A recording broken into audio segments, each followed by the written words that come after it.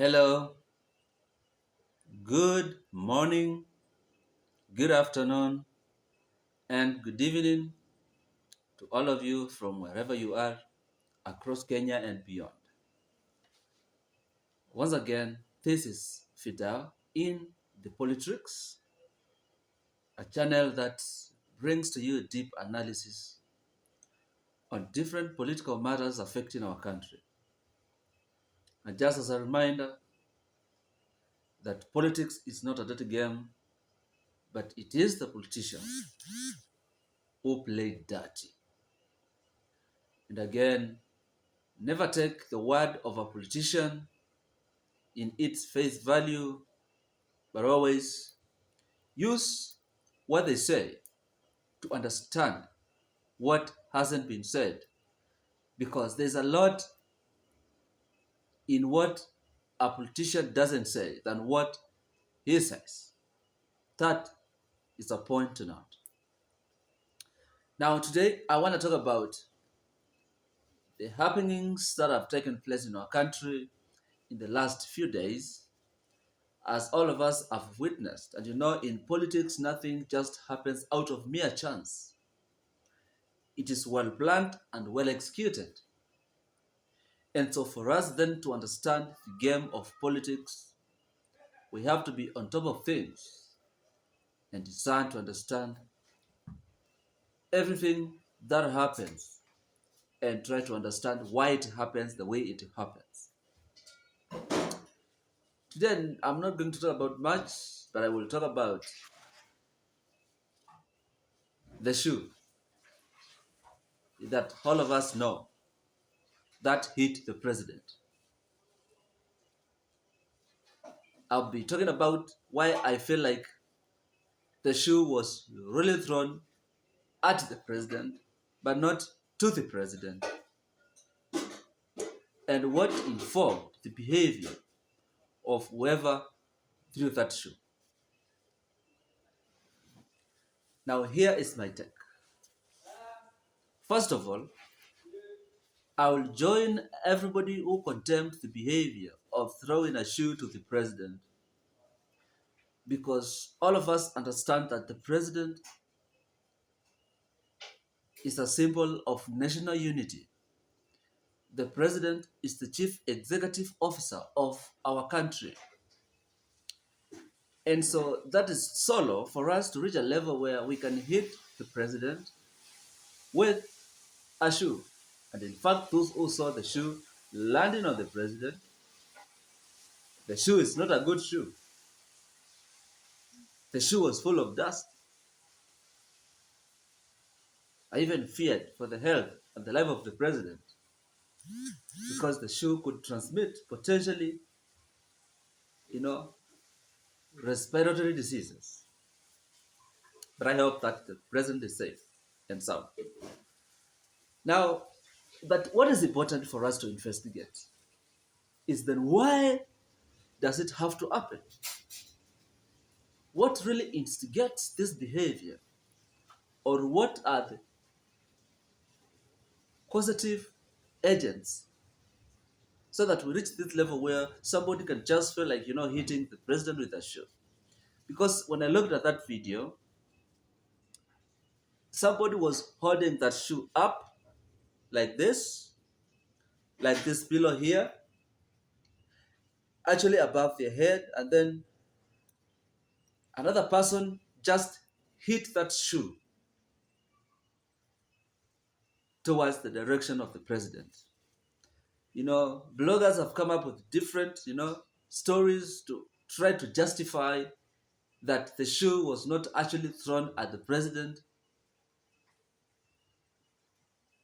but it was by accident that the shoe landed on the body of the president.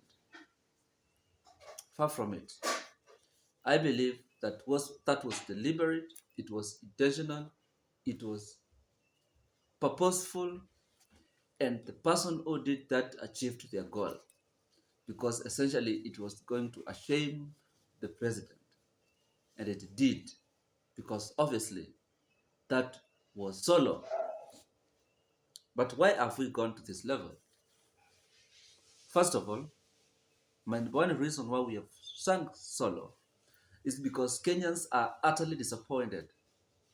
Kenyans are utterly reeling from a bad economy, and the politicians seems to be, having a good time. We all have seen the death of Opondowere, the Kasipul member of parliament. Kenyans are celebrating. Why? Because the politicians do not seem to understand what really Kenyans want. They don't seem to understand that. So therefore, the person who threw the shoe to the president is silently communicating to the president that, Mr. President, things are not right. You and the politicians you lead are on your own. You're taking us for a ride. So we are crying, we are suffering, The plight of Kenyans has no one to deal with. So, Mr. President, you can have it yourself. Remember, an MP in parliament who supports Kenya Kwanza stood in parliament and shamelessly said that people die all the time. But regardless, we move on. That is a very insensitive statement from somebody who has been elected by people, by Kenyans, to represent them.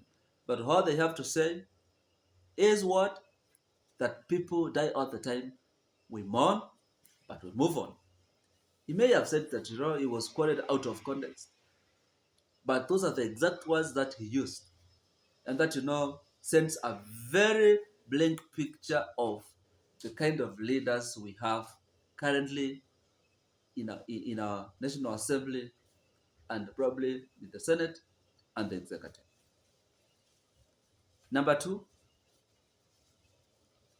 I believe could be those who are local politics at play and just someone, planned for this to happen the way it did.